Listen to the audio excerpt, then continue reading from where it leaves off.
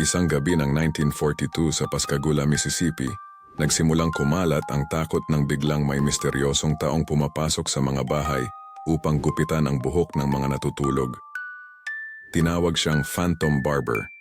Hindi siya nagnanakaw o nananakit, basta tahimik na pinuputol ang buhok ng kanyang mga biktima, kadalasan ay mga babae at bata.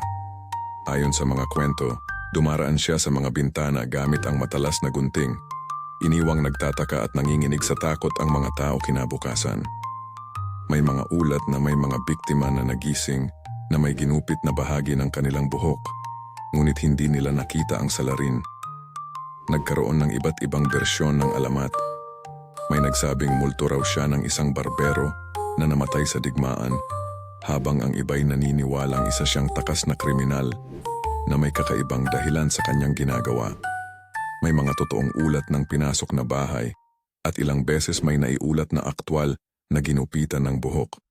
Sa kabila ng malawakang paghahanap at pag-iimbestiga ng mga awtoridad, hindi kailanman nahuli ang Phantom Barber. Hanggang ngayon, nananatili siyang misteryo at ang kanyang kwento ay patuloy na kinakatakutan sa Pascagoula tuwing sumasapit ang gabi, na nag-iiwan ng tanong kung sino ba talaga siya at ano ang tunay niyang layunin.